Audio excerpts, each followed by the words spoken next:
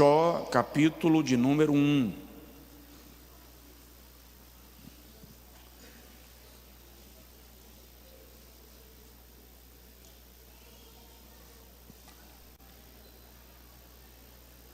Ano passado,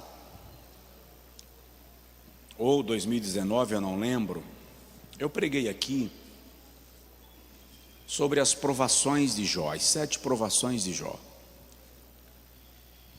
E esta madrugada eu fui inquietado para estudar um pouquinho, para ministrar hoje à noite, e hoje pela manhã um pouco mais, e agora à tardinha um pouco mais. E Jó continua me surpreendendo. Ele é simplesmente extraordinário, incomum. Capítulo de número 1, versículo de número 1 até o 5, e aí a gente vai caminhar um pouco no livro de Jó, para entendermos sobre o dia em que a fazenda parou. O dia em que a fazenda parou. Uma crise na casa de Jó. Havia um homem na terra de Uz. Ok, alguns se levantaram, então eu vou pedir aos demais, obrigado por manter a cultura. Eu iria fazer algumas nomeações das secretarias hoje, mas eu atrasei um pouco e eu não quero comprometer a ministração, então no domingo faremos isto em nome de Jesus, tá bem?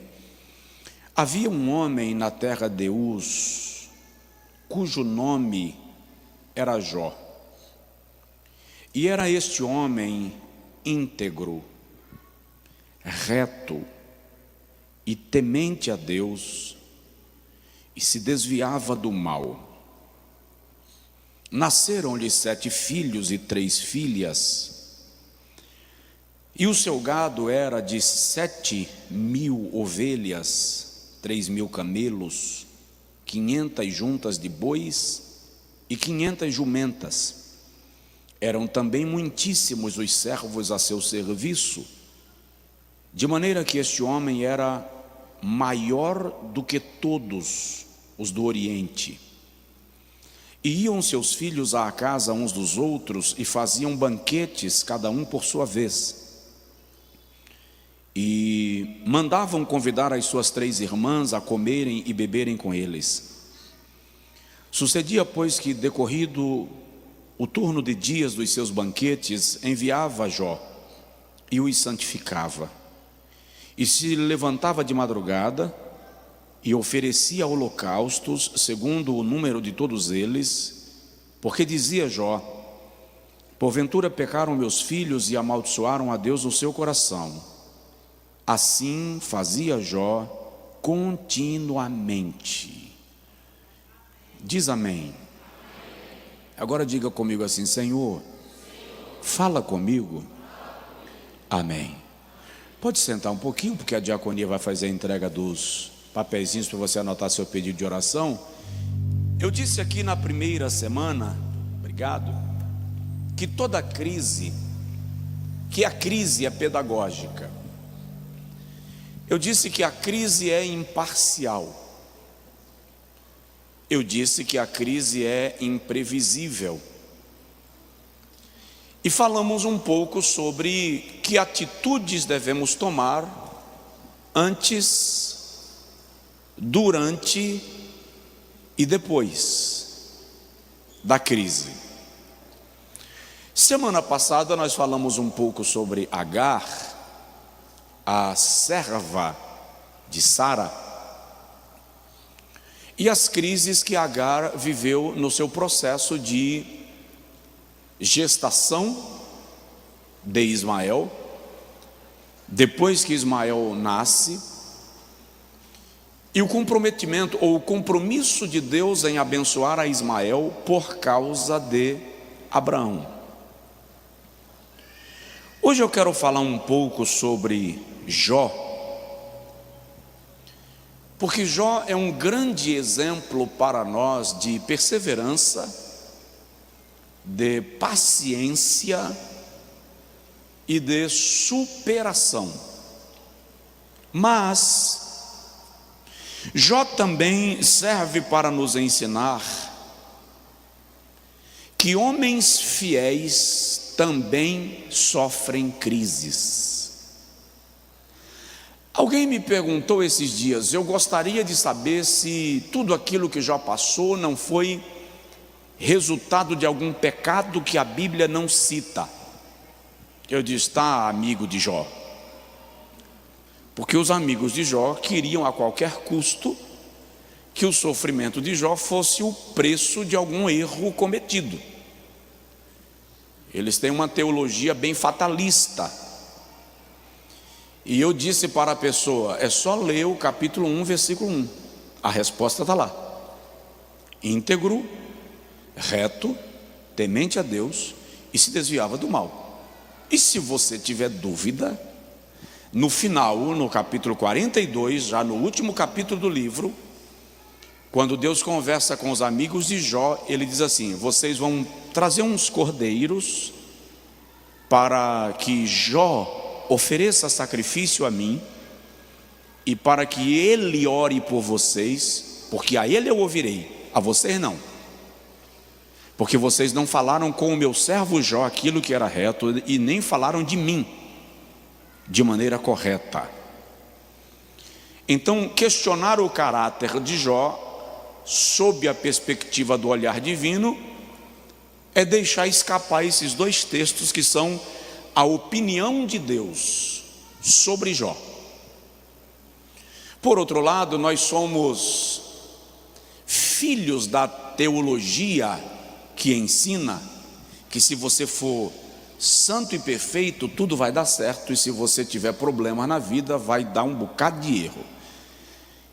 E essa teologia castiga muito a gente, porque quando a gente está passando por lutas e provações, as pessoas começam a entender que é Deus que está pesando a mão.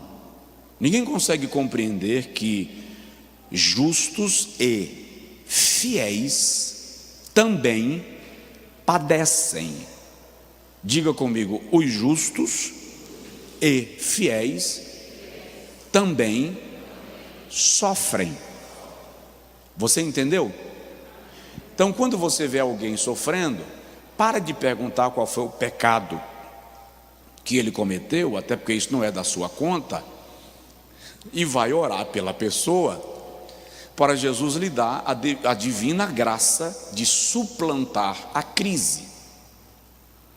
A descrição que a Bíblia faz de Jó é de um homem íntegro. E é muito interessante lembrar que íntegro aqui não é integridade.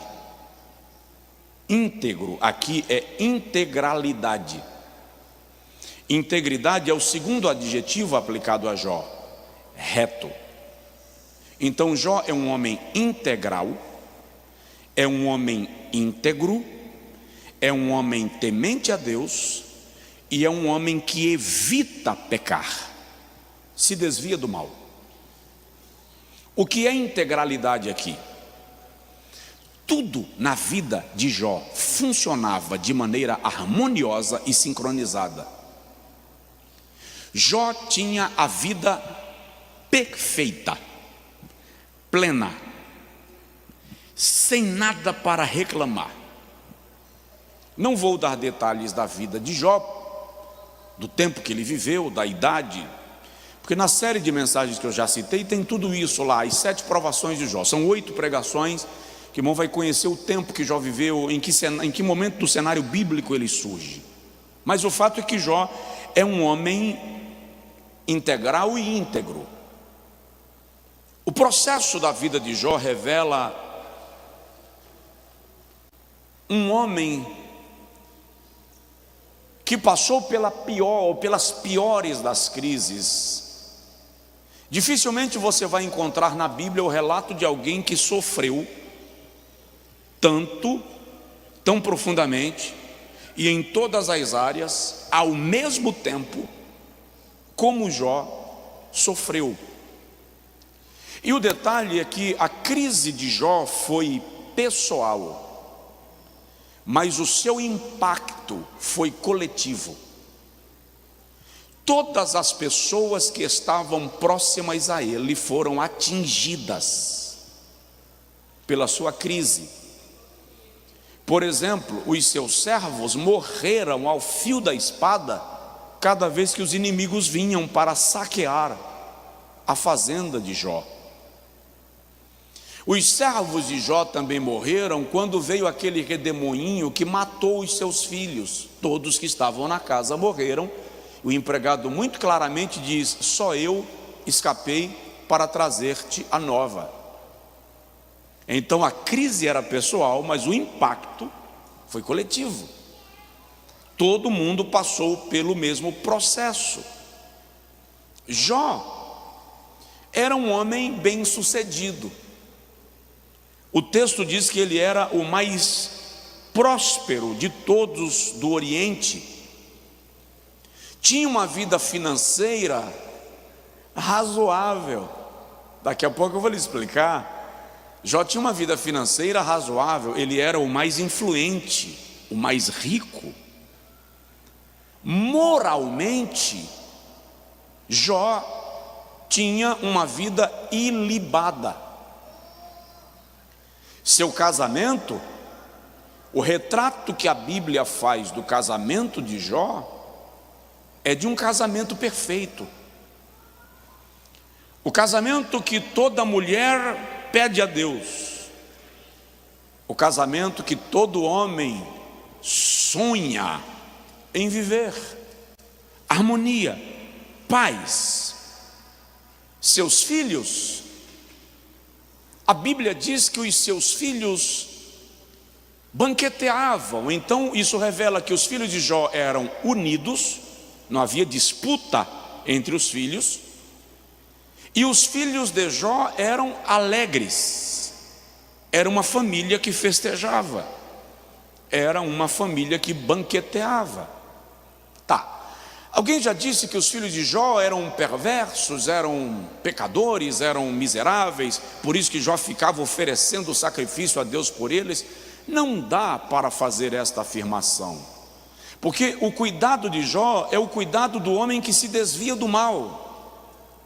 Então, quando ele vai oferecer sacrifícios a Deus pelos filhos, olha a fala: para que se porventura pecaram contra Deus em seu coração. Jó sabia da conduta dos seus filhos. A conduta dos filhos de Jó seguia o padrão da conduta do pai. Eles poderiam ter pecado no coração, quando estavam eufóricos, na festa. Então Jó está intercedendo pelos filhos para que, se porventura pecaram contra Deus. O que dizer desta família? O livro de Jó é tão profundo, e provavelmente seja o livro que mais trate da realidade do sofrimento humano na Bíblia. É tão intenso que alguns acreditam ser uma novela, acreditam ser um enredo novelesco, alegórico, poético. Mas eu citei para os irmãos aqui, naquela mensagem das 7 provações, que Jó é um personagem real. A única diferença é que Jó não vive cá no tempo dos salmos. O mais seguro é afirmar que Jó viveu lá no período patriarcal, nos dias próximos a Abraão e a Isaque. Mas é um livro real. Porém, apesar da fidelidade de Jó a Deus, da lealdade de Jó à sua família, da integridade de Jó nos seus negócios, apesar da integralidade de Jó na vida, Satanás colocou em xeque as motivações de Jó em relação a Deus.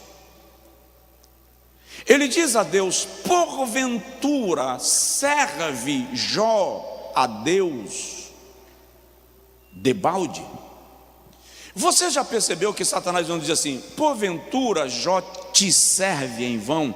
Satanás diz assim: porventura Jó serve a Deus debalde? O diabo não trata Deus na primeira pessoa, na segunda pessoa. O diabo trata Deus na terceira pessoa. Por quê? Porque conversar com Deus na segunda pessoa da conjugação verbal é para quem é filho. Por isso que quando Jesus ora o Pai Nosso, ele tira Deus da terceira pessoa da conjugação e traz para a segunda, porque filhos conversam com o Pai. Então o diabo trata Deus como um substantivo distante, porque ele não tem relação de pessoalidade, ele não tem relação de intimidade. Porventura Jó serve a Deus em vão? Tu não o enriquecestes? Toca no que ele tem e tu verás se ele não blasfemará de ti na tua face. O mais incrível é Deus concordar com essa ideia. Porque o diabo querer ver a nossa vida virar um inferno não é incomum. Mas Deus concordar é que ainda está muito no campo do mistério da soberania divina. Fato é que Deus quer se revelar através de Jó e mostrar para Satanás que a fidelidade dos seus filhos não está condicionada às bênçãos recebidas. Eu vou repetir. Deus está mostrando a Satanás que a fidelidade dos seus filhos, dos filhos de Deus, não está condicionada às bênçãos recebidas. Diga comigo: a minha fidelidade não depende das bênçãos que eu recebo. Tá. Olha para a pessoa do seu lado e fala assim: não.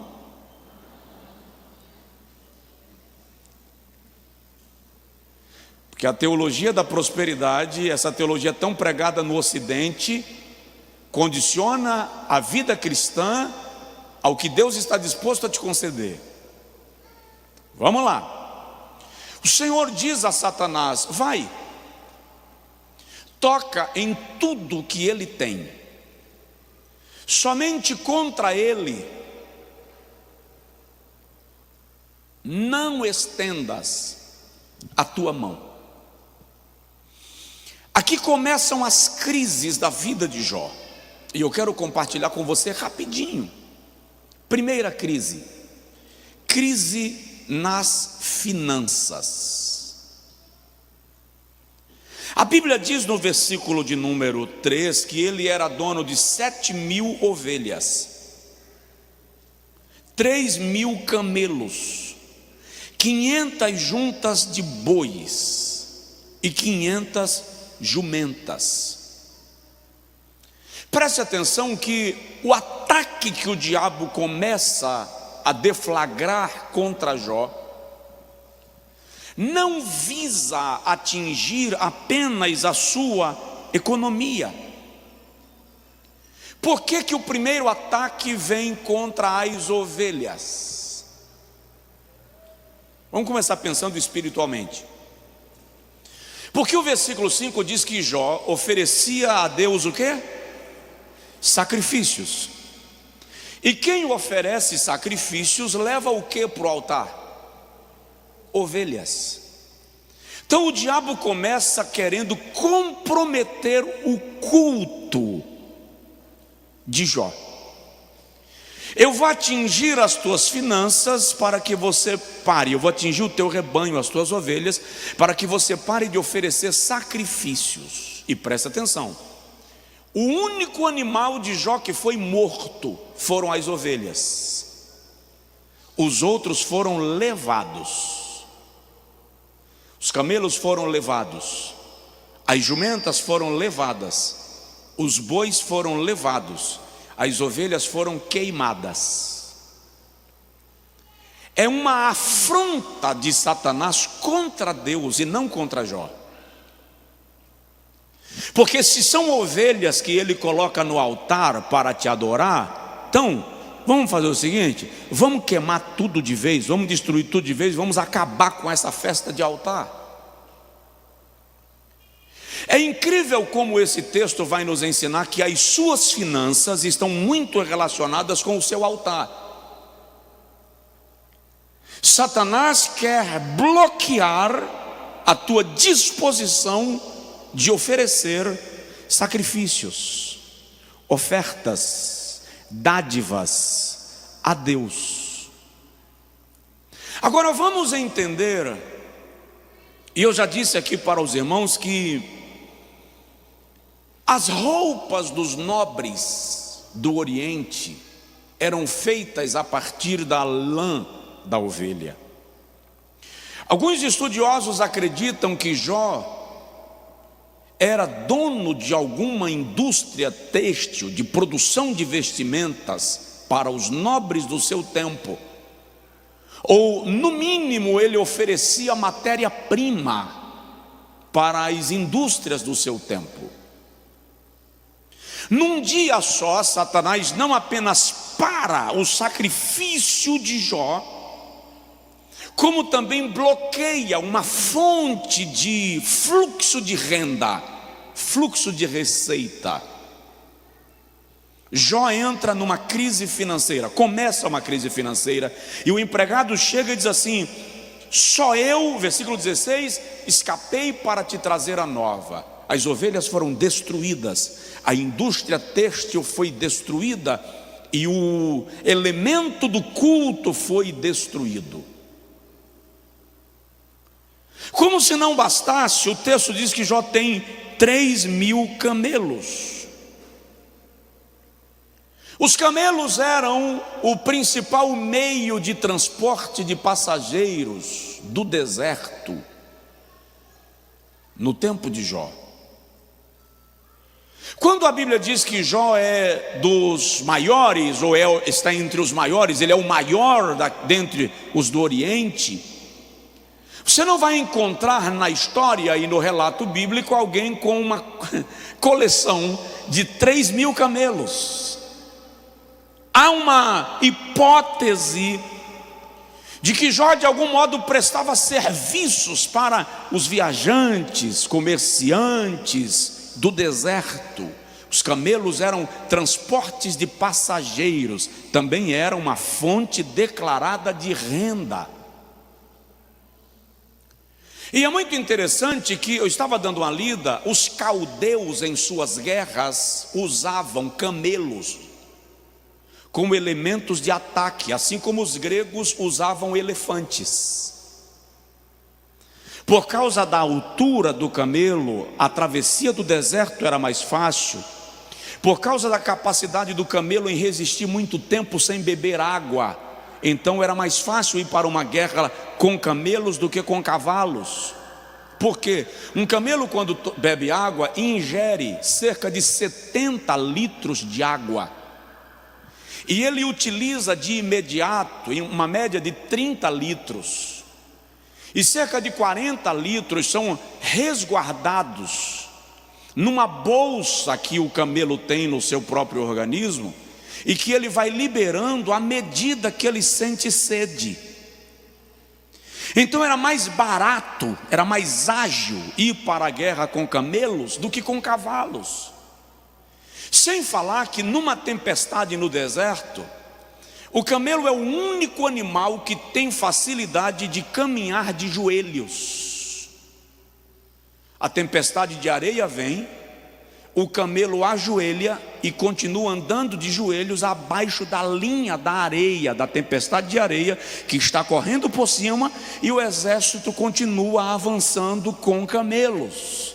Veja, porque os caldeus, povo que naquele tempo começa a desenvolver as táticas de guerra e a conquista de territórios, porque que são exatamente os caldeus que vêm roubar os camelos de Jó. Era um instrumento de guerra, era um carro-tanque. 3.000 camelos foram levados. Sem falar que o camelo tem outra característica. Ele é um animal que tem uma proteção na visão, nos olhos, que apesar da tempestade de areia, ele consegue continuar com os olhos abertos. Por isso ele consegue continuar caminhando, porque é uma membrana de proteção sobre o olho do animal que lhe permite caminhar sem se incomodar com a areia. Tem alguém aí? Deus é perfeito. Levaram os 3.000 camelos de Jó, e o empregado chega e diz assim: olha, roubaram os camelos, mataram os empregados ao fio da espada, e só eu escapei para trazer-te a nova. Não bastava contabilizar o incêndio na indústria que queimou as 7.000 ovelhas, agora vem um assalto à mão armada, uma horda babilônica, leva os 3.000 camelos do patriarca. A crise financeira estava instaurada e estava se acentuando.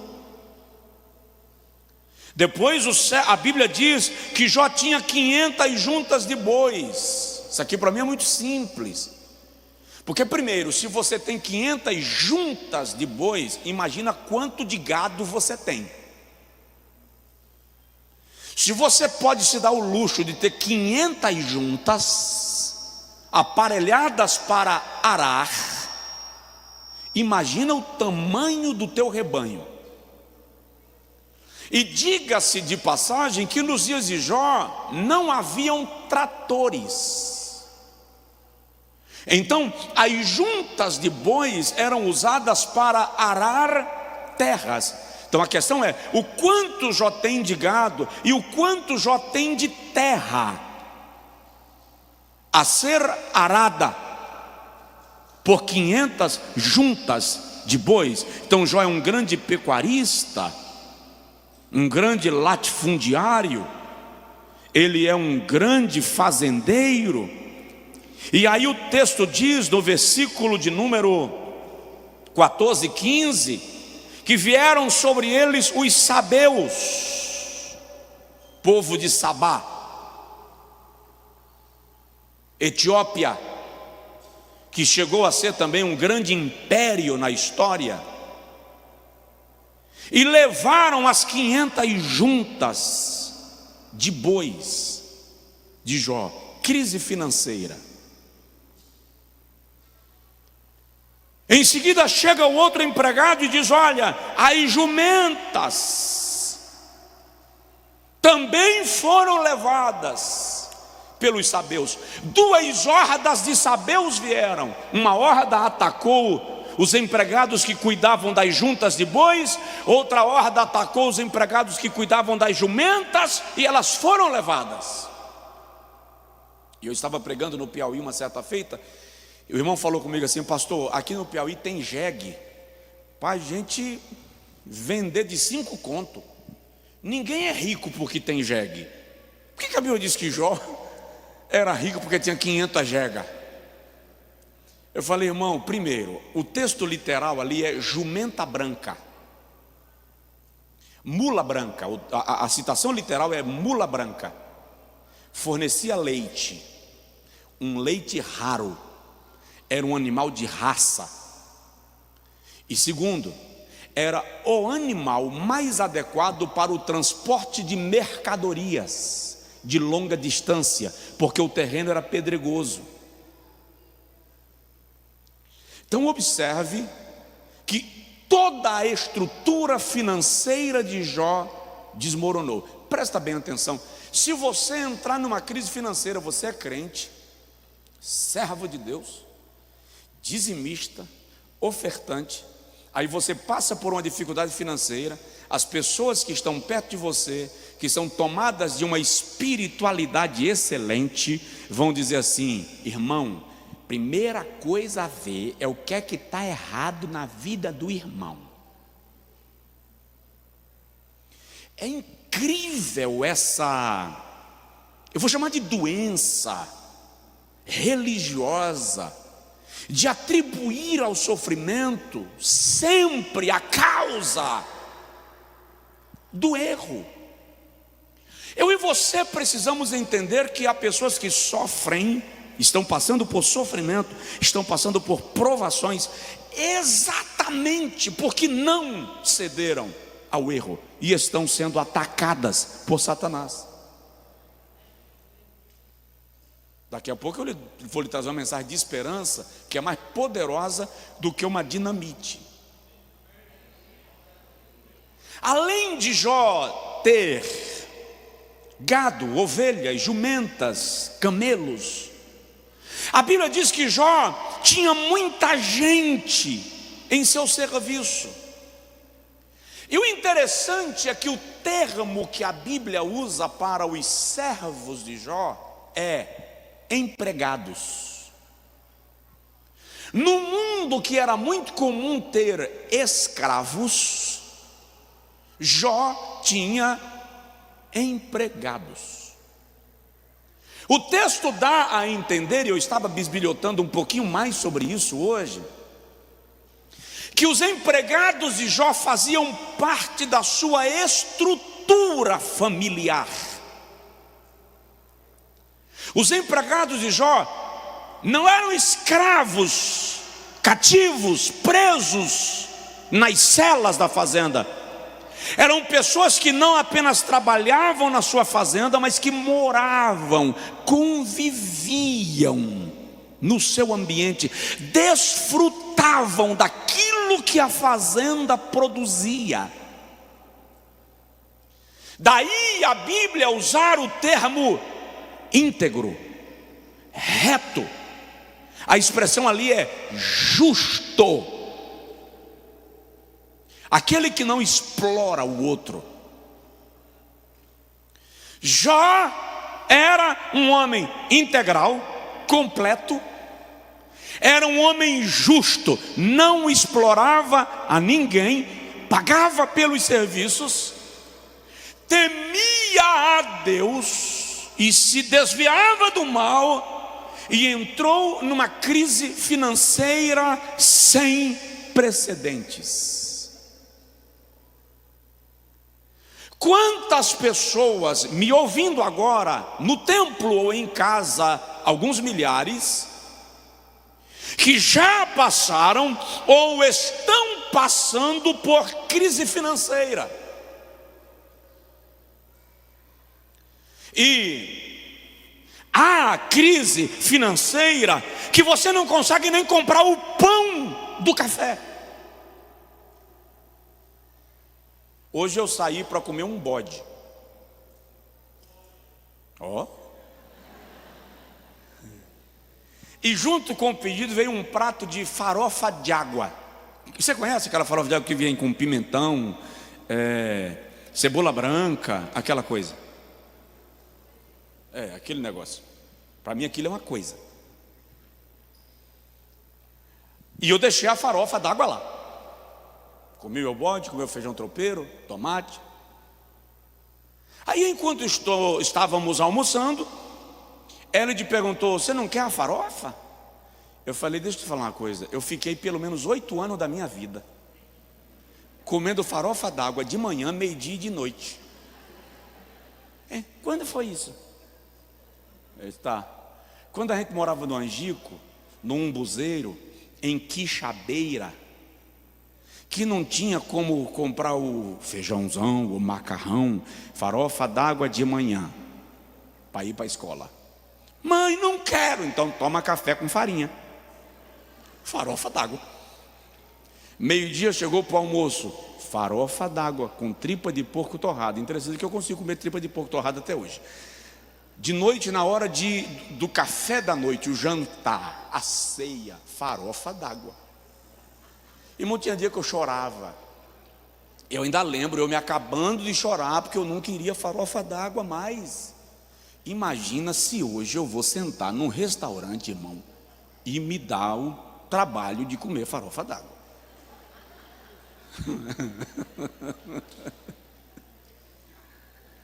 Então tem crise financeira que falta o dinheiro do pão. Meu pai não tinha dinheiro para comprar carne. Ele ia para a feira no final do dia, porque o povo que comprava carne, o açougueiro tirava toda a carne e deixava o osso pendurado. Meu pai comprava o osso, e aquilo, quando chegava em casa, eu ainda lembro, ele conseguia quebrar, cortar, serrar, colocava o osso puro dentro da água para ferver, e depois de algum tempo que tirava, com um martelo batia no osso e caía o tutano. A medula era aquilo que a gente comia. Ruth tem pavor. Ruth é minha irmã. Ruth tem pavor de tutano. Meu pavor é de farofa d'água. Porque crise financeira, muita gente passa. Nós estamos atravessando um cenário de pandemia. Empresas quebraram. Você já viu quantos pontos comerciais tem com placa de aluguel nas avenidas da nossa cidade? Escolas quebraram porque não estavam preparadas, estruturadas para o sistema de aula online. Igrejas não conseguiram reabrir as suas portas. Muita gente perdeu o emprego.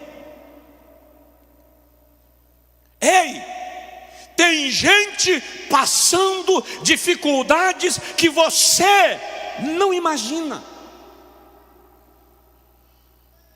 Em Salvador, vou dar um exemplo aqui bem claro, que toda vez que eu passo na frente daquele shopping, eu peço a Deus por quem investiu nele. A ideia era que fosse o maior shopping do estado. Inaugurou dia 13 de março, fechou dia 18. Imagina um cara que tinha 1 milhão, 2 milhões, 3 milhões de reserva, comprou uma franquia, investiu numa loja, montou no shopping durante meses, sonhando com o dia da inauguração, que ele iria realizar o sonho do empreendimento e iria ver o seu investimento retornar, e 5 dias depois de aberto, fecha e fica 6 meses fechado. Eu soube de pessoas que, quando voltaram para reabrir a loja, havia perdido toda a mercadoria, porque o mofo tomou conta.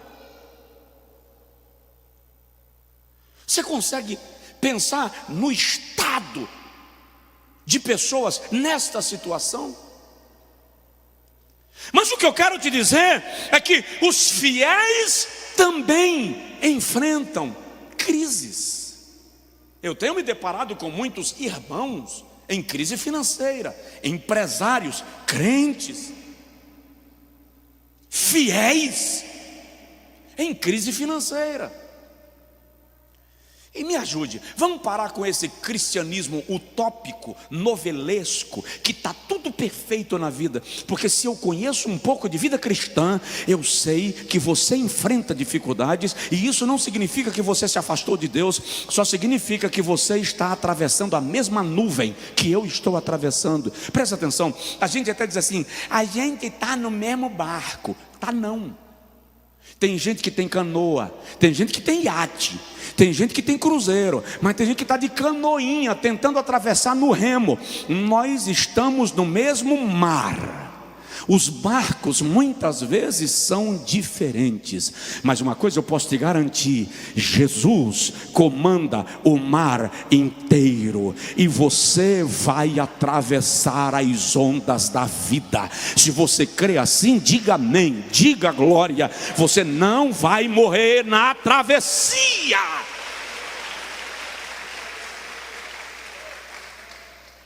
Segunda crise que Jó passou: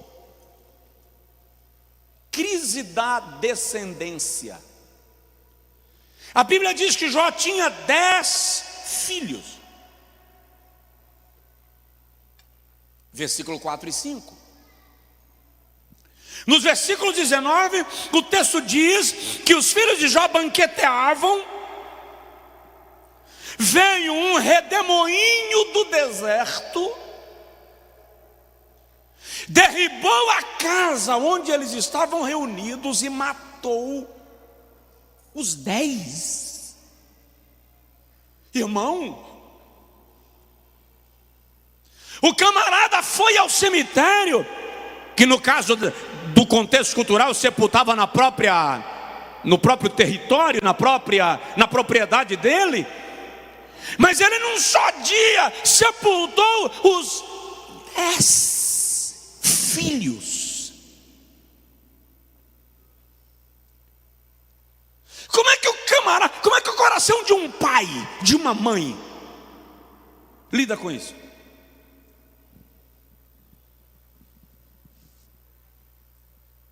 Sua filha adoece, você entra em paranoia. Sim ou não? Seu filho adoece e você entra em colapso. Os 10 morreram. Não há como dimensionar a dor do patriarca. Jó está numa crise sem precedentes. Porque enquanto morre jegue, enquanto morre vaca,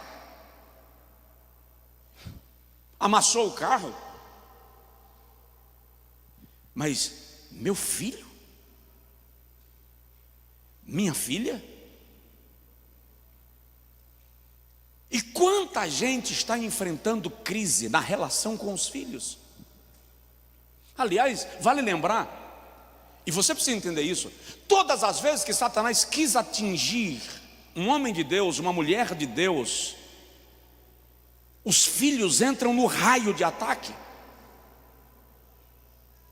É tão sério isto, que quando o Senhor entrega a terra de Canaã, ou a terra dos cananeus, aos filhos dos hebreus, uma das razões principais é porque eles ofereciam seus filhos em sacrifício a Moloque, a Baal, a Azera e a outras divindades pagãs.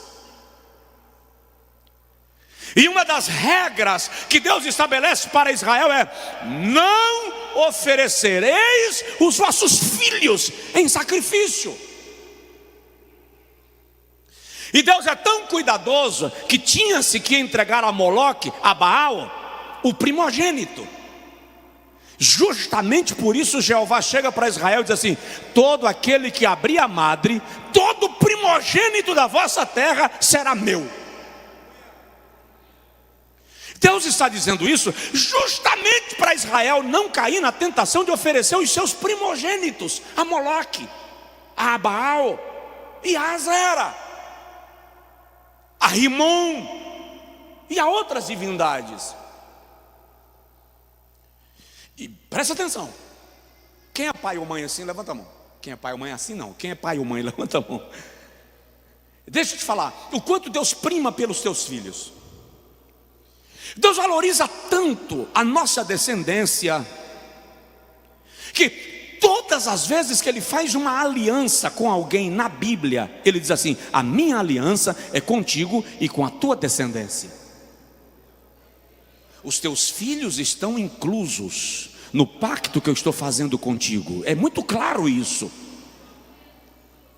Quando Deus decidiu destruir Nínive,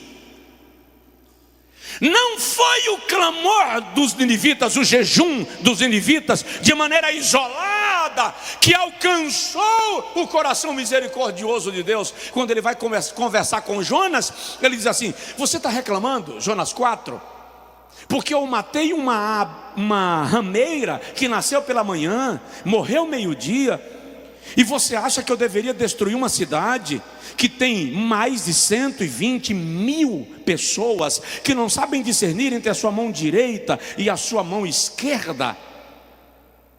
Eu já vi gente dizendo que é porque os habitantes de Nínive eram ignorantes, eram selvagens. Dá uma lida. Nínive era a capital da Síria, era a cidade mais culta do mundo de então. A maior biblioteca do mundo estava em Cairo e a segunda em Nínive. Nínive era uma cidade culta. Quando o Senhor fala de 120 mil pessoas que não sabem discernir entre a mão direita e a mão esquerda, Ele está falando de cerca de 120 mil crianças. Então Ele poupou a Nínive por causa das crianças. Quando Satanás quis parar o crescimento dos hebreus, Êxodo 2, ele diz: mata os meninos.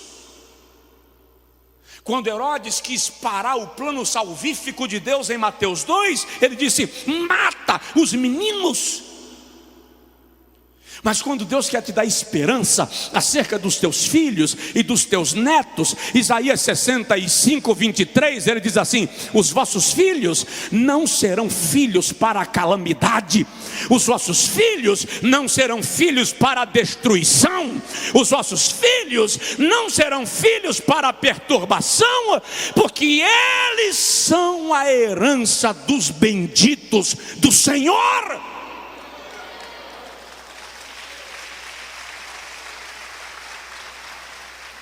Abençoe seu filho, abençoe sua filha. Não importa o que ele esteja fazendo que você não gosta, abençoe-o. O pacto de Deus contigo inclui a tua descendência. Crise com a descendência. Até o derramamento do Espírito, de maneira incrível, Deus quis incluir nossos filhos. Isaías 44, 3: derramarei água sobre o sedento, rio sobre a terra seca. Derramarei o meu espírito sobre a tua descendência, teus filhos, e a minha bênção sobre a tua posteridade, teus netos. E há de ser que nos últimos dias derramarei do meu espírito sobre toda a carne, vossos filhos e vossas filhas profetizarão. Diga comigo: meus filhos são profetas de Deus. O salmista diz: os filhos são herança, Yerushá, galardão, presente, dádiva de Deus.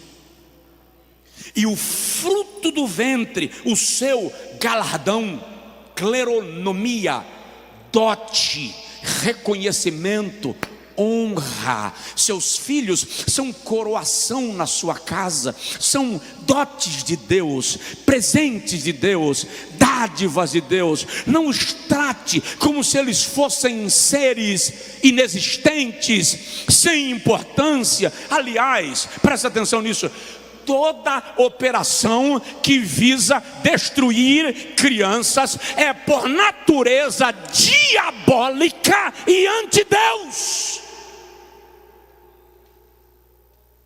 É por isso que esse mundo que jaz no maligno está ansioso pela liberação de aborto, derramamento de sangue de crianças, sacrifícios a Moloque, sacrifícios a Baal, sacrifícios a Rimon. Mas levanta a mão outra vez e declara: os nossos filhos são herança de Deus. Declara: os nossos filhos, ou diga: os meus filhos são herança do Senhor. Diga: os meus filhos são herança do Senhor. Você é avó, os meus netos são herança do Senhor. E eu profetizo nesta noite, em nome de Jesus, que caia por terra toda a força do diabo armando contra a tua descendência. Seja quebrada toda a orquestração das trevas. Profetizo: haja bênção sobre os nossos filhos.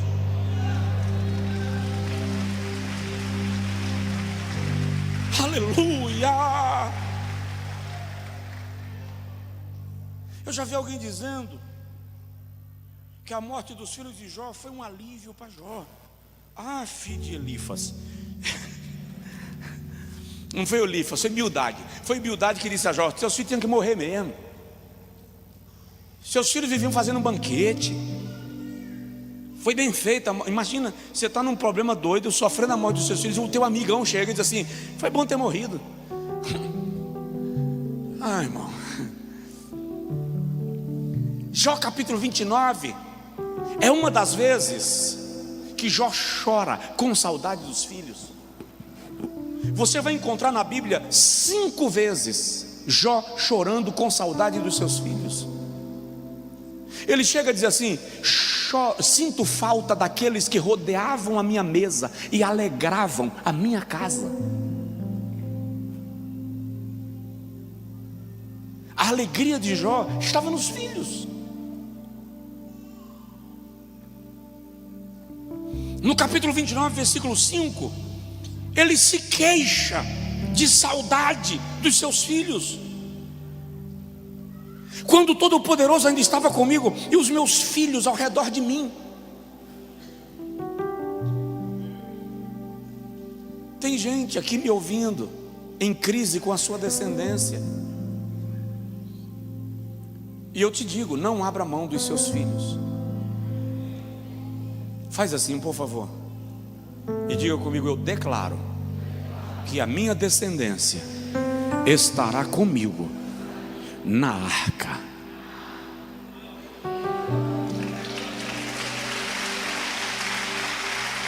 Oh, Rabadagashuri reimando labagai.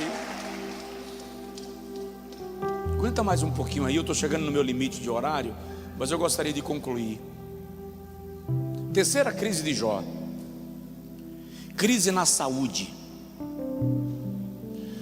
Só quem já lidou ou lida com uma situação de enfermidade ou doença dentro da casa, dentro da família, sabe como isso é angustiante, desgastante, sofrível. Porque quando o diabo leva o gado de Jó e leva os filhos, Jó não peca. Ele se prostra e diz assim: o Senhor me deu, o Senhor me tomou, louvado seja o nome do Senhor. Tá, eu já vi gente pensando que Jó estava agradecendo, obrigado, Senhor, porque levou esse menino traquino. Não. Quando o texto da língua portuguesa diz que Jó prostrou-se, a expressão literal é caiu. As pernas não resistiram. Quando alguém disse: teus 10 filhos morreram, as pernas de Jó não conseguiram permanecer firmes, dobraram, ele desabou, caiu, desmaiou. Alguém chega lá e reanima, para que Jó não morra também. Quando Jó levanta, ofegante, abatido, ao quebrado, ele olha para o céu e diz: o Senhor foi quem me deu. Aleluia. O Senhor nos tomou. Louvado seja o nome do Senhor. O diabo ficou confuso. Não, tem alguma coisa errada com esse cara. Aí volta para Deus. Pode ver que o diabo é forçado a voltar para Deus pela reação de Jó. Chega diante de Deus e Deus diz assim: viu? Que você se levantou contra o meu servo Jó sem causa, e ele permanece fiel. Aí Satanás lança uma filosofia que é a filosofia que todo assaltante usa: o que você tem ou a vida, pele por pele, tudo que o homem tem dará por sua vida. É a filosofia que o assaltante usa, uma filosofia diabólica. E ele diz a Deus: toca em Jó, que até agora não doeu nele, só doeu fora. Você vai ver se ele não blasfema. O Senhor diz assim: vai lá e toca ali na pele e na carne. Somente contra a sua vida não estendas a sua mão. E Satanás sai da presença de Deus e fere a Jó com furúnculos malignos, úlceras malignas, uma doença rara que a medicina moderna chama de furunculose estafilocócica generalizada. No capítulo 7 a Bíblia diz que até na boca de Jó haviam tumores purulentos. Uma das características desta enfermidade é que dentro do tumor tem um verme que devora a carne do enfermo. que atinge o seu osso. O enfraquecimento da cartilagem, é muito provável que membros do corpo, como o nariz de Jó, tenham sido deformados. Orelha, a unha caiu, por isso que ele se coça com cacos, porque não há unha para se coçar. No capítulo de número 30, versículo 30, ele diz que a sua pele perdeu a sedosidade, a beleza se tornou áspera, ressecada e acinzentada. Jó mudou de cor. Capítulo 7, versículo 15, ele diz: a minha comida se torna amarga ao meu paladar. Porque, lendo o texto, quando Jó mastigava, os tumores se misturavam com a comida. Está azedo, está ruim, está dando nojo. Imagina a situação dele.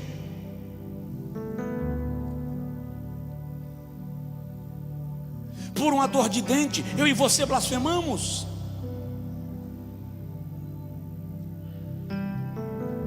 Por uma dor de cabeça, eu e você murmuramos. Por causa de uma cólica menstrual, a senhora murmura todo mês. Devia ter acostumado. Todo mês vem mesmo.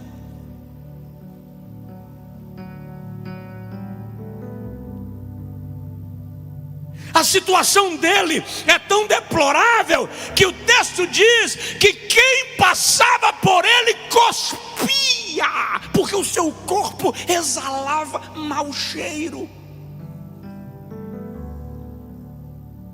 Crise na saúde. Sua saúde está bem? Agradece muito a Deus, celebra. Mas tem gente passando problemas. Tem gente lidando com enfermidades, com doenças crônicas, com enfermidades agudas. É uma crise.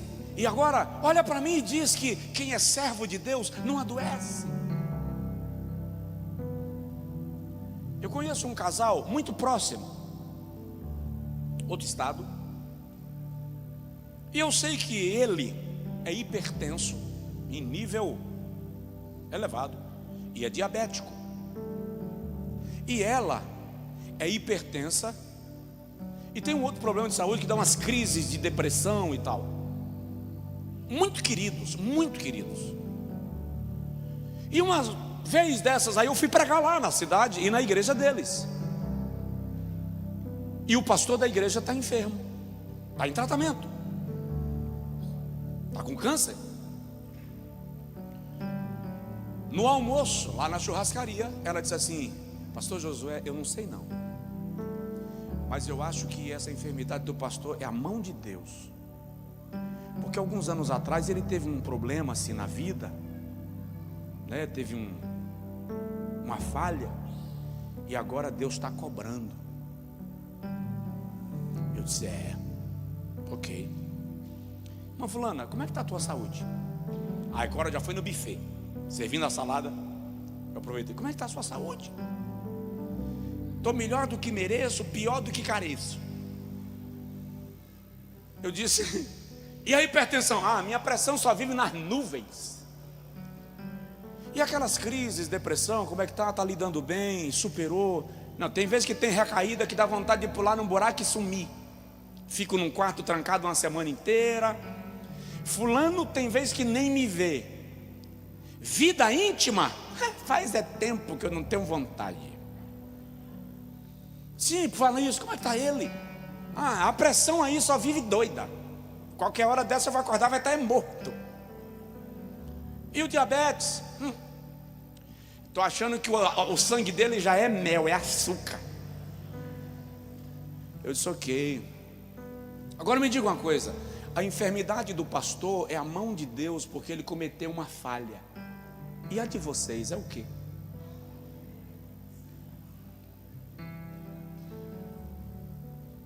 Qual foi o problema aí?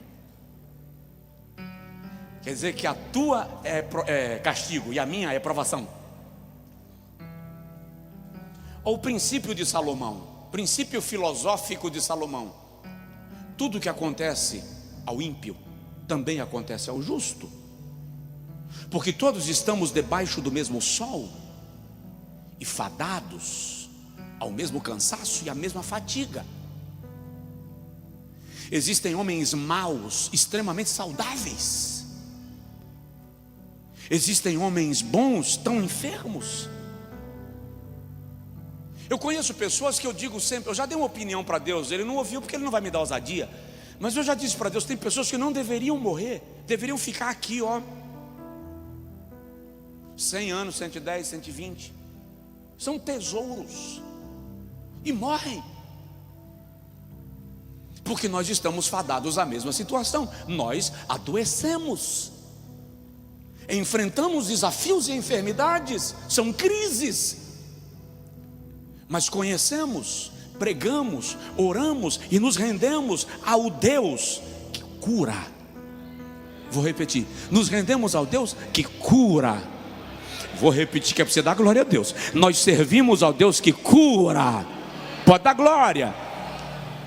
Mas se Ele não curar, isto não significa que Ele não nos ama, isto não significa que Ele nos abandonou, isto não significa que Ele não nos ouviu, isto só significa que Ele tem propósitos específicos em cada situação.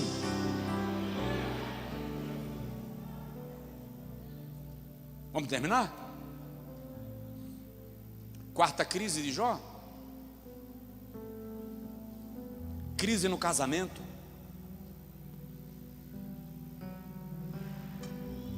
Imagina aí, o cara quebrou, financeiramente quebrou, já justifica uma crise conjugal, tá? Porque está provado que crise financeira afeta o relacionamento conjugal. Afeta. Mulher fica nervosa, marido estressado, tolerância diminui. É um caso.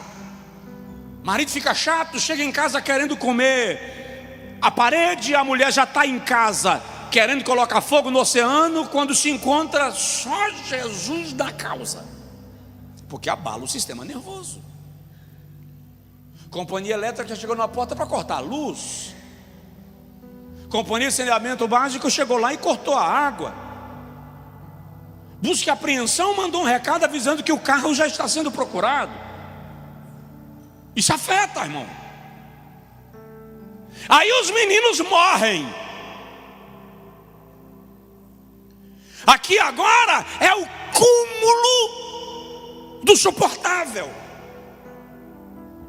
Daí a pouco o marido aparece apodrecendo, porque Jó literalmente estava apodrecendo. Quando Jó começa a cheirar mal, começa a adoecer e não dá mais, a mulher dele chega para ele e diz assim: ainda mantens a tua integridade? Você ainda vai permanecer servindo a Deus? Você ainda vai permanecer com esperança de que as coisas vão mudar? Tradução da língua portuguesa: amaldiçoa teu Deus e morre. Texto do hebraico literal: abençoa aquele que te abençoa e morre. A expressão literal não é amaldiçoa, é bendiz, louva, se despede. A expressão hebraica é Barek Elohim Vamut, abençoa, bendiz aquele que te abençoa e se rende à morte, se entrega, não há mais esperança. E se o irmão ler o livro de Jó, vai perceber que a mulher de Jó vai embora, ela não fica. Ela não tem como suportar o sofrimento do seu marido. Era muito comum aquele cenário, e não dá tempo de especificar alguns casos bem claros, quando a crise conjugal acontecia, o marido ficava aqui na tenda e a mulher ia para outro lugar na propriedade da família. Não era como hoje, que largou, se mandou, arrumou outro, a casa caiu, já foi, a vida que segue. Não, não, o cenário era diferente. Ela poderia sair do ambiente, permanecer na propriedade da família, mas não ficar perto. Não dá para enxergar você morrendo e continua mantendo a tua fidelidade a Deus. Ela se afasta. O casamento está em crise. E para te falar a verdade, se você olhar bem a Bíblia, a gente tem que parar com essa fantasia de que o casamento de Abraão era perfeito. Tinha um quebra-pau na vida de Abraão com Sara, irmão, que se a gente ler direitinho, é um Deus nos acuda. Lá tem um negócio meio complicado. Moisés também teve uma crise violenta. Davi, eles tinham crises. Eram homens e mulheres como nós. Eles tinham dificuldades. O casamento de Jó entra em colapso. Há uma dificuldade. E tem gente com o casamento em colapso, com a família em colapso, com o relacionamento em colapso, dando choque, se enfrentando, se confrontando, ameaçando. Lá vai agressão física, agressões verbais, rechaçamento, abusos, controles terríveis que achatam, que humilham, que ferem, que cicatrizam. Jó está numa crise, mas não é homem de Deus? Mas está recebendo uma enxurrada de ataque. E olha bem para mim, eu não sou crente suficiente para criticar a mulher de Jó. A situação dela não é boa, não. Deus não explicou nada nem para Jó, quanto mais para ela. E é tipo assim, se Deus resolveu sacudir você, dá licença que eu estou me afastando, viu, Jó? Porque eu já fui sacudido o suficiente, eu não dou conta. Ele diz, o meu hálito se tornou repugnante, nojento à minha mulher. Ela não suportava mais. Vou perguntar, não responde. Quem já enfrentou uma crise conjugal? E é um problemão, porque você ama o santo, você ama a santa, mas entrou numa crise. E a depender da personalidade do indivíduo, ele dá umas respostas salgadas, azedas, infelizes, que para curar depois é pior do que a crise. A depender da personalidade da bendita, da irmã fervorosa, crente, cheia do Espírito Santo, mas quando ela está lá dentro de casa, irmão, virada na tempestade, ela olha para você e diz assim: tem eira nem beira, não tem um cair morto. Ei, irmão, isso para um homem,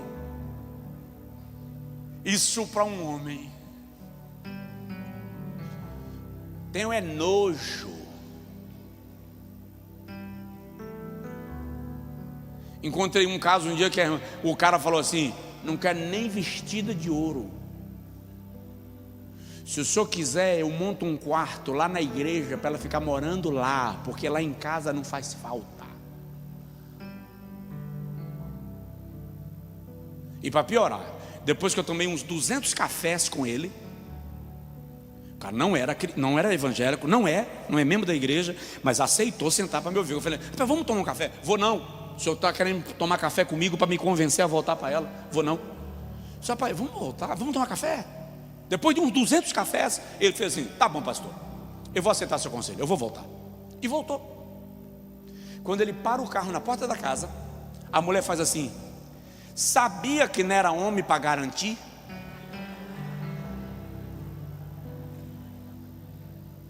O cara me ligou da garagem: pastor, é o seguinte, Eu lhe disse um dia desse atrás que eu não queria nem pintada de ouro. Agora, se ela virar diamante, eu não quero para colocar na vitrine. Estou indo embora. Eu disse: não, moço, espera um pouquinho. Não. Vamos almoçar.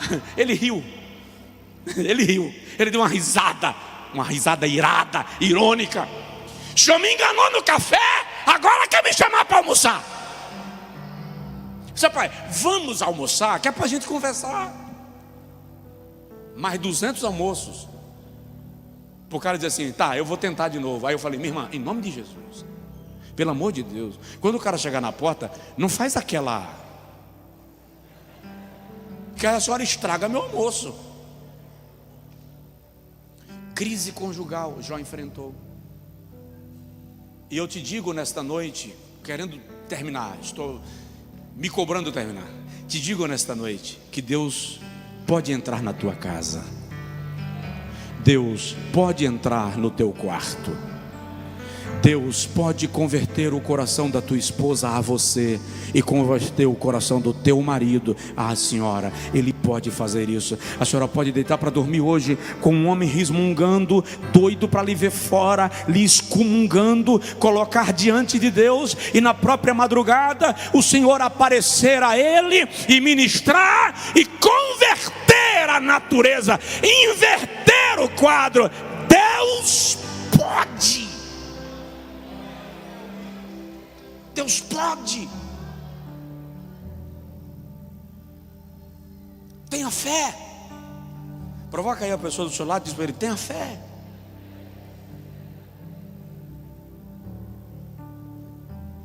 Me dê mais 10 minutos e eu encerro. Diga comigo: eu vou suplantar as crises da minha vida. Crise nos relacionamentos. Quando você tem uma crise conjugal, que a mulher vira que o marido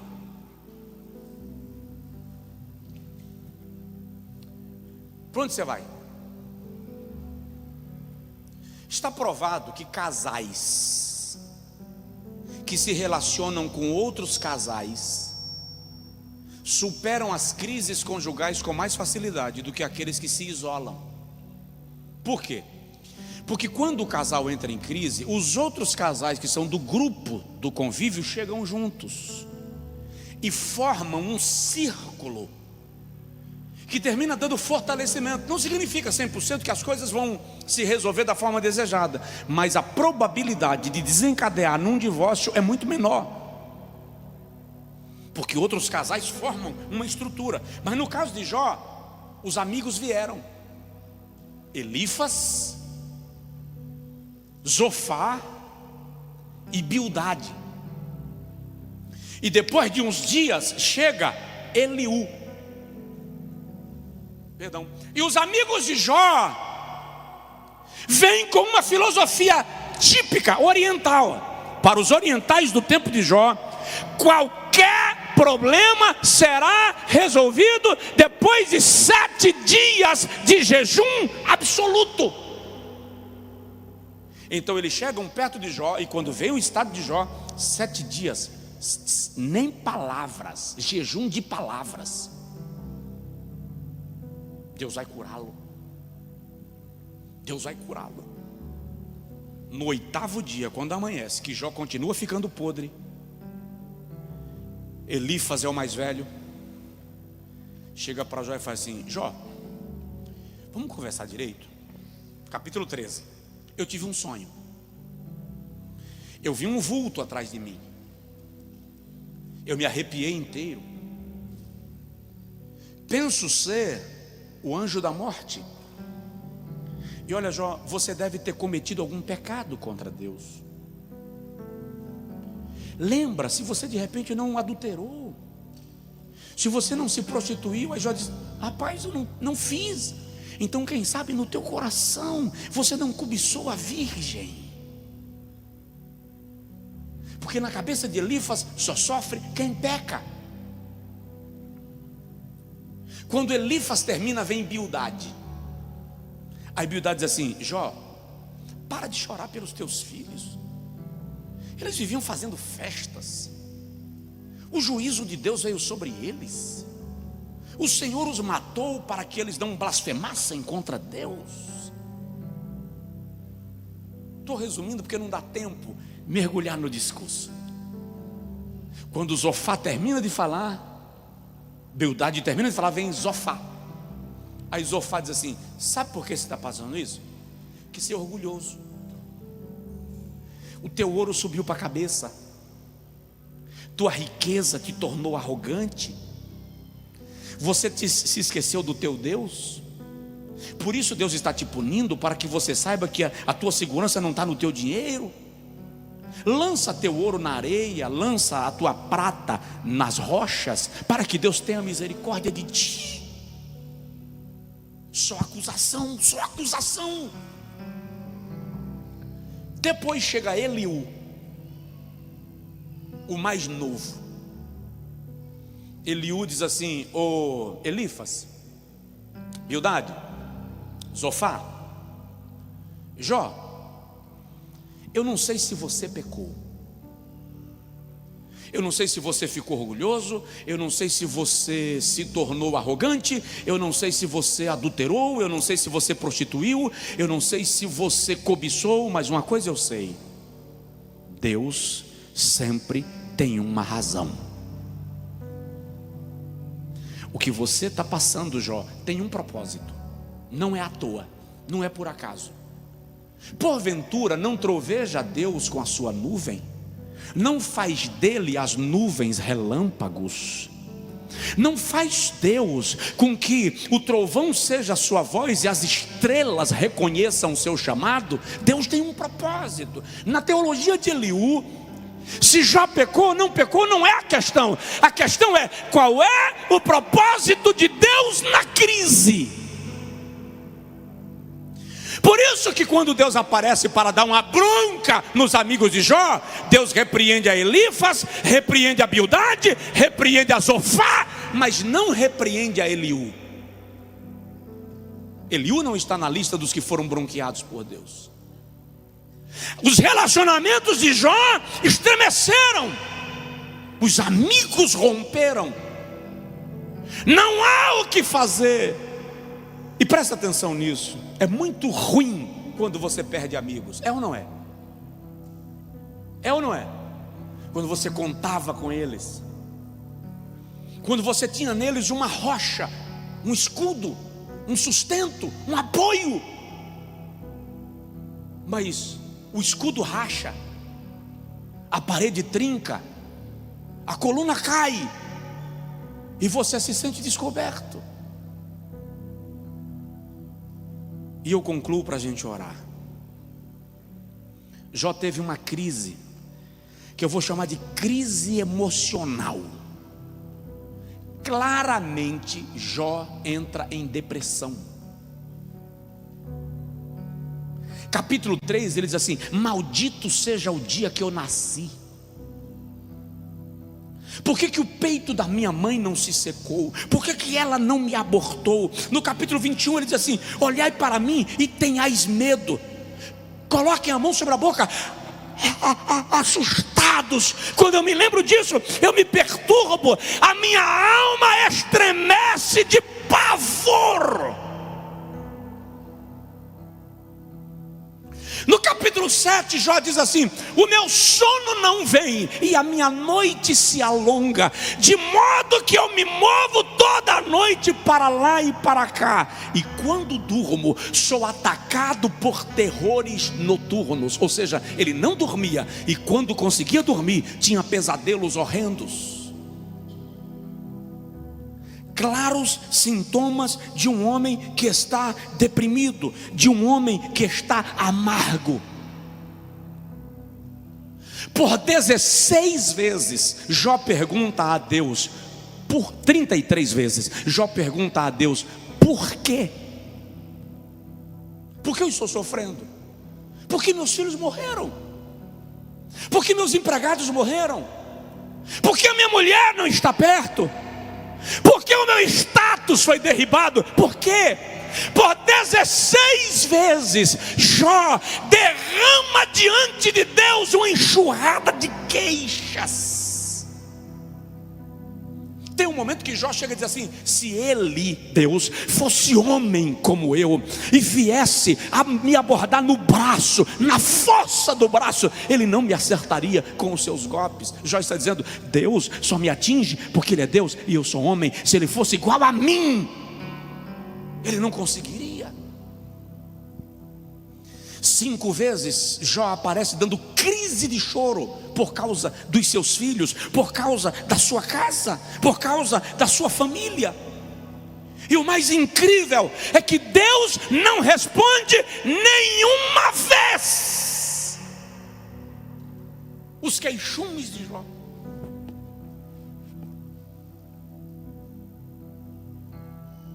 Crises. Agora fica de pé, por favor.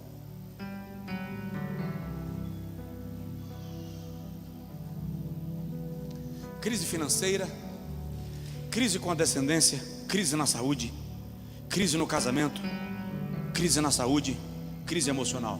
Olha bem para mim, crente entra em depressão?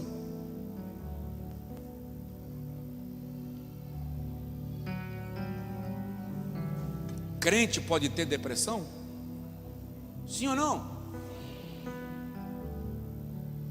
De vez em quando eu encontro alguns camaradas do nosso ambiente cristão, cultos, inteligentes, que dizem que depressão é demônio, é possessão.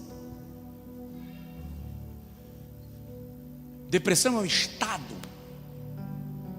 que envolve a tua saúde física, não apenas a tua saúde emocional. Ela está relacionada ao seu estado de organismo e ao seu estado mental. Que Satanás pode se aproveitar dela para fazer um estrago? Pode. Mas não significa que é uma doença diabólica, maligna, possessão. Você tem limites. E quando a corda estica demais e você esquece dos seus limites, a corda começa a romper as suas fibras. Sua resistência vai sendo reduzida. Tem um nível de depressão que o indivíduo perde o controle das suas próprias ações, emoções e pensamentos. Enquanto a gente não aprender a tratar alguns assuntos da nossa vida humana com seriedade, leveza, dando a devida importância, enquanto a gente não parar de espiritualizar o que é humano, enquanto nós não aprendemos a cuidar uns dos outros, nós não vamos perceber quantos de nós estão sentados no moturo, coberto de cinzas, se coçando com cacos. Porque nós estamos cobertos com a mesma túnica de Bildade, de Zofá e de Elifas. Nós olhamos para as pessoas apenas religiosamente. Nós não as analisamos a partir da natureza e da semelhança de Deus que elas têm. Jó está morgado no seu monturo, sofrendo sua dor, e de repente na ponta do deserto aparece um redemoinho. Um redemoinho para Jó agora é alívio, porque ele vai lembrar da morte dos seus filhos e pode ser uma esperança. Finalmente vou morrer também, porque no estado de Jó a morte começa a ser uma esperança. Por que algumas pessoas desesperam ao nível de desejarem a morte? Porque existe um nível de angústia que a morte se torna uma esperança. Qual é a melhor forma de manter essa pessoa viva? Não é pelo medo, é mostrando para ela que existe esperança na vida. É mostrando para ela que apesar do lado escuro que ela está enxergando, existe luz na mesma sala, só falta ligar o interruptor.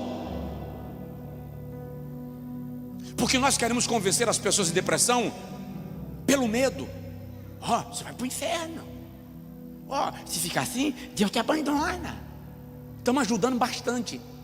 Está cavando o buraco e jogando para dentro. Quando o redemoinho chega perto de Jó, a voz de Deus brada e diz: levanta, Jó. Ei, Deus não manda Jó deitar. Deus não diz a Jó: morra. Deus não diz a Jó: você falou besteira, portanto eu vim aqui lhe mostrar que você está errado. Não, não, não. A fala de Deus para Jó é: levanta. A fala de Deus para você é: levanta. Levanta. Levanta. Cinge-te da tua força. É incrível isso, irmãos, porque Jó está fraco, apodrecido, alquebrado, amargo, afastado de todo mundo, mas Deus não aponta a sua fraqueza. Deus é incrível.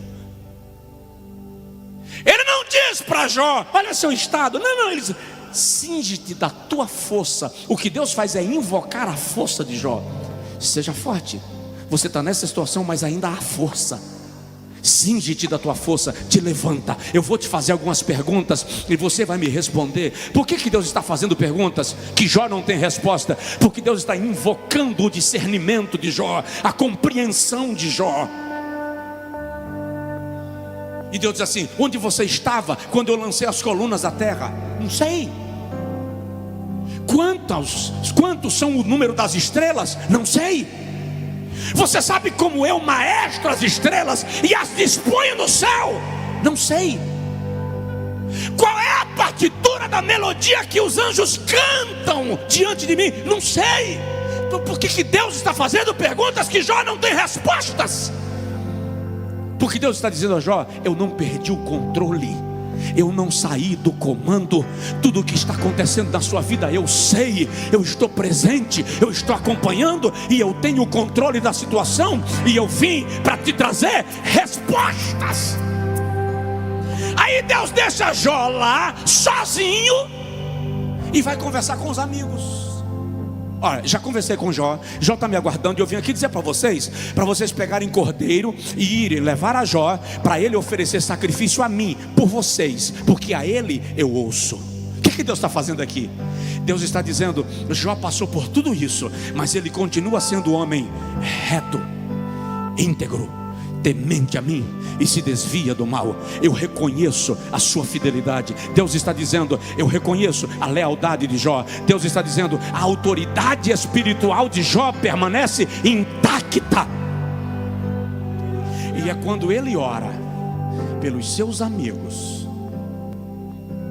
vou melhorar a frase, é quando ele que está mal ora pelos seus amigos que estão bem, que Deus lhe coloca num estado melhor. Olha que contraditório. O cara está mal e Deus manda ele orar pelos que estão bem. Quando ele que está mal ora pelos que estão bem, Deus coloca ele num estado melhor. A saúde voltou. A esposa está lá. Porque quando o milagre começa a acontecer, a obra é plena, perene, completa e absoluta. A esposa está lá. De algum modo ela é informada: Jó foi curado. Deus visitou teu marido.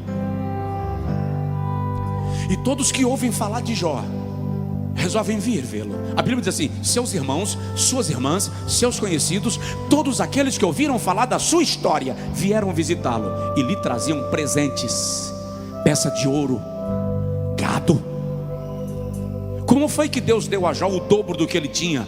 Deus abriu a porta dos presentes para Jó. Todo mundo que vinha visitar trazia um presente, trazia uma peça de ouro, trazia uma peça de prata, trazia ovelha, trazia gado, trazia camelo. E Deus começou a dobrar e a multiplicar a vida de Jó, de tal maneira que o casamento entra no estado de saúde, de cura, de restauração. A mulher gerou mais 10 filhos, as meninas as mais belas do Oriente. Eu vou declarar e profetizar em horário já ultrapassado que Deus vai entrar na tua casa. Recebe, Ele vai te dar nova chance.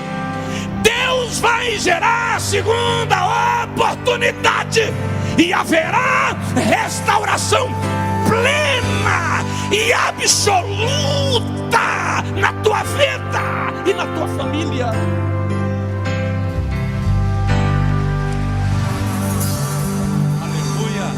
Levanta-se a mão ao céu e diga comigo: eu não permanecerei na crise Deus já está vindo ao meu encontro.